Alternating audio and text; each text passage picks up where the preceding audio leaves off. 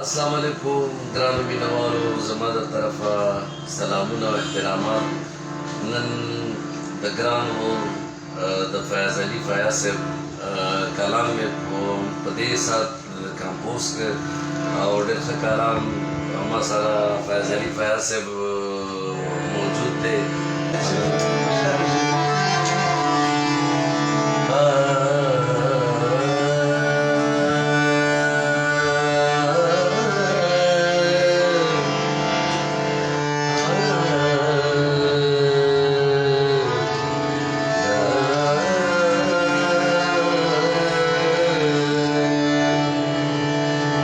Shma